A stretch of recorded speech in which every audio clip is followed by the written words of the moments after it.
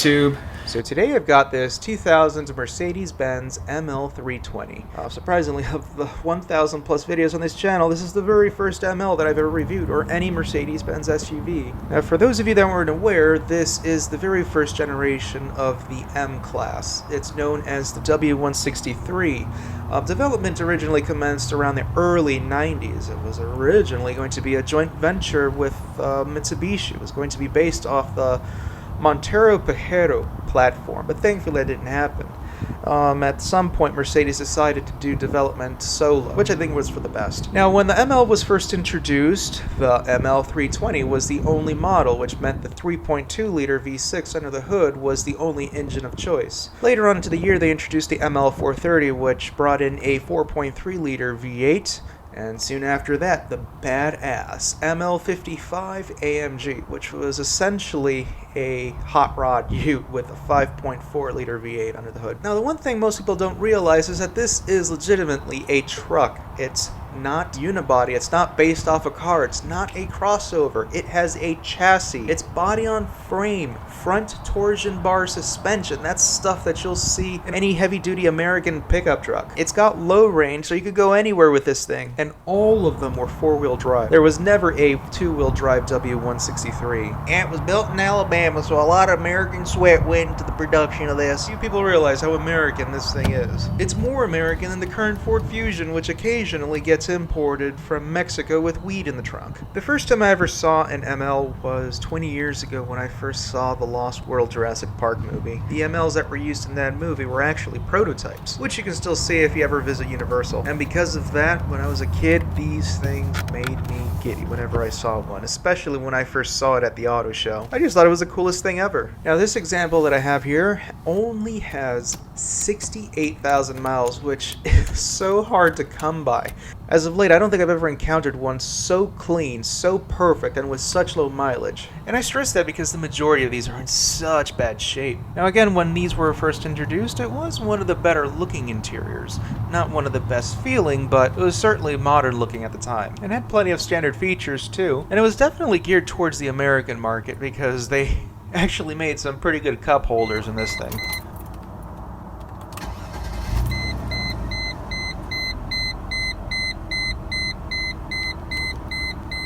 Now again, this is probably one of the nicest examples. Most of these are just falling apart, and it's not the case with this one. Everything is intact. The headliner is perfect. All the plastics here and there. Everything is perfect. Not cracked and intact. You know, everything I'm putting my hands on right now is soft to the touch, and the fitment to everything is perfect. And, you know, that's very hard to come by when it comes to these. This one has been very well kept, again with only 68,000 miles. Everything works, including the radio. I can't play any music right now. Now this one does not have navigation, has the button and everything, but no nav, just a CD changer. It's also got cassettes. Just push this button right here, and eventually the screen will tip down. So this really isn't good radio when it comes to using one of those cassette adapters, maybe one of the Bluetooth types, I don't know. Just push the button again and the thing comes back up. This is to engage the low range to the four-wheel drive system. You'd want to use this if you're rock climbing or in mud or whatever. You guys know what low range is. This is for fog lights, rear fogs. The climate control, simplest thing ever. It's not automatic, not dual zone or anything like that. Just a bunch of dials, high, medium, low, and where you want the airflow to go. Rear wiper, stability and traction control, little cubby down there, everything beside here soft to the touch, with 5-speed automatic, manual shift mode, lighter, ashtray I guess, and all the window switches are here in the center console, along with the door locks, rear defog, and the power mirrors window lock. Center console armrest is padded. Quite a bit of space in there. Yeah, it's basically just a metal pin attached to this plastic, but it works, just has a very cheap feel to it. Although these trucks weren't expensive back in the day, I believe this was around $35,000. Cup holders on both sides, probably one of the best cup holders that Mercedes made back in the day. It was meant to hold your Coca-Cola cans or water bottles. I have my water bottle over there. Works beautifully, unless you have like one of those tees with a squared bottom, and it's not going to work. The steering wheel is leather wrapped. It's average size, not overly thick or skinny. It's just perfect. Now the steering wheel itself looks pretty boring. There are no controls or anything for the radio. A lot of cars in 2000 already had that sort of thing. Mercedes still didn't do that. Although the cruise control lever is up here, headlamps, and the turn signal stalk right there. The wipers on this side. Steering wheel only tilts, it does not telescope, and just slightly, not a whole lot, but it's something. Sun visor feels like a piece of foam under there, but it's intact, it's not broken, which is a first. The HomeLink garage door opener, map lights, this deactivates the alarm when the vehicle is being towed or lifted, and this is for the sunroof. It slides back and forth and tilts. You guys get the idea, you guys saw it work. The mirror does not dim. It's got the old school stuff, just a little flap there. Works, will never break. Back seats, looking pretty good. Plenty of space, plenty of leg room. Materials do carry over into the back seat, nothing changes, everything is soft to the touch.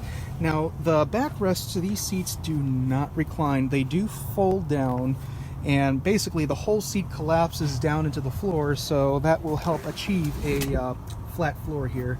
That's what these panels here are for, to help make an extension to the flat floor.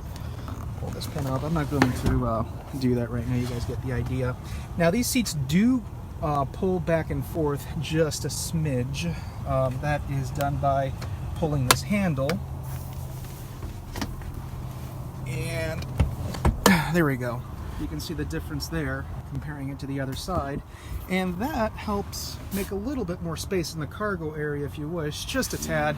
Now, some of these did come with a third row, so I'd imagine doing that is really the main benefit, the ones that have the third row, because really there's not a whole lot of room back there. But the seats themselves, they're surprisingly comfortable.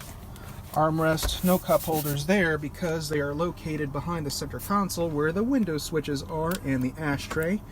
There's the cup holder. There are no AC vents back here, and again, this thing does not have dual AC. I guess that's what that center vent over there is for, to direct air towards the back seat. Plenty of thigh support too. The seat kind of sinks in a little bit, so it's not necessary for the front to be, you know, yay high up to help achieve proper thigh support. And they made these little inserts here for your knees to help make just a little bit more room in the back seat in case there's a really tall adult, such as me. But yeah, this isn't a bad place to be. Now, in terms of cargo capacity, it's really good. Now, bear in mind, this isn't a large truck. It's got the cargo shade right here. Just pull it back so you can hide all of your stuff, your drugs or whatever. The first aid kit is to the left over here. The first aid kit was never used. I don't know if it's any good because the contents of this first aid kit are 18 years old. And to the other side, you'll find the CD changer. In order to access this CD changer, you need to twist and twist and twist and twist as if you're twisting someone's titty. It swings out, and then you can finally access your CDs. It's inconvenient, but it is clever as it was neatly tucked away and not occupying space anywhere else. And below the CD changer is the jack and tools, but it's still inconvenient. Then to put it back, you gotta twist and twist and twist to untwist the titty back into shape. And conveniently here to the side, a power outlet. But yeah, this is very adequate. It's amazing how in some models they fit a third row seat in this space. 3.2 liter single overhead cam V6. This is known as the M112 engine. Mercedes used it in just about everything in the lineup except for the S-Class. Pumps out 215 horsepower, just enough to move around this 4,500 pound vehicle. Correct me if I'm wrong. It's really just adequate. It's not really the speedster here.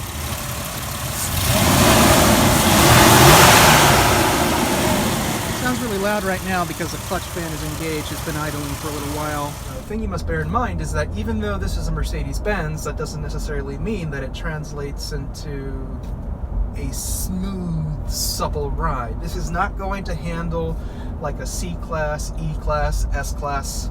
You know, this is a truck. Body on frame, front torsion bars. You know, those are the building blocks for a proper truck here. So it's going to handle a bit like one.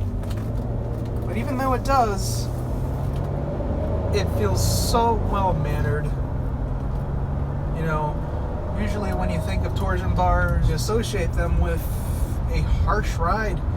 And it's really not the case here. You know, I'm not catching every single ripple or road imperfection. You know, it's still gliding well over it. And the rear suspension just utilizes two struts, coil springs, so thankfully it's not leaf springs like a truck. Mercedes did their homework here. The steering feel, it's a bit loosey-goosey, a bit numb. You really don't feel a whole lot of what the front wheels are doing. If anything, it's very relaxed. You know, I don't feel like I have to fight very much to keep this thing pointed to where I want it. You know, I'm taking these corners here. I mean, not at high speeds, but this is a fairly tall truck, and yet, you know, it still feels very controlled. Most SUVs of this height, for example, they have a very tippy feel. You know, I won't take a, you know, for example, a 90s Ford Explorer through these turns at this speed. Or maybe I would, but just with not as much confidence. I bet this thing is awesome if you take it off-road. Pop in the low range, go mudding. I don't know about rock climbing, but I don't know, just the thought of it is pretty cool. Only other Mercedes you can think of doing that with is probably a G-Wagon, and that's out of reach of most folks. And this is one of the few Mercedes-Benz that you can get at a decent price. Poor man's price. Sorry if you don't like that reference, but I mean, it is what it is. These aren't expensive trucks. I mean, you can pick up a decent example for about $5 grand. Oh, Christ. Look at all that traffic. God damn it. I'm taking this cloverleaf at 50 miles an hour. Probably could go a little bit faster, but even at this speed, I feel pretty good. I took the Lexus at this speed, and I didn't feel all that good at all, because there was so much potty lean.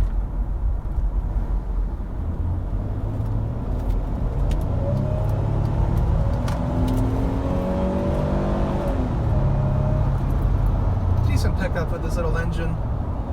It doesn't really haul ass, but it gets up and goes.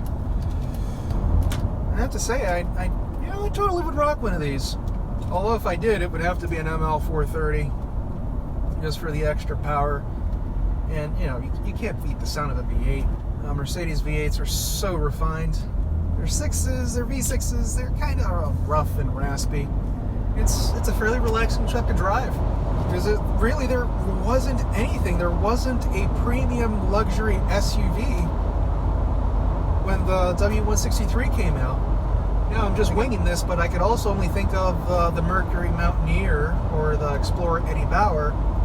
But that is a totally different league to this. BMW didn't have the X5 out. Audi didn't have the Q7, Q5, whatever it is. And even still, neither of them are body on frame. The W163 has so much potential, so much you can do with them. There's even lift kits just to elevate these things and put in meaty, fat monster truck looking tires. I do enjoy driving it. You know, the fact that you're driving a Mercedes-Benz that can pretty much go anywhere. Unfortunately, there aren't that many nice examples of ML320s, ML430s, or W163s in general. Most of them are, they're beat to shit. Up north, they're all rusted to bits. Nice ones like this, this is a unicorn. You can't find these like this. So if you see a nice example of a W163, which includes the ML320, ML430, the ML55, which is badass, but if you see a clean one of these in good shape, well maintained with all its maintenance records, and drives good and not a whole lot wrong with it or nothing wrong with it, you know, don't hesitate to jump in on it. Maintenance will be a little bit higher, but jump in on it. You know, these are fairly rugged trucks.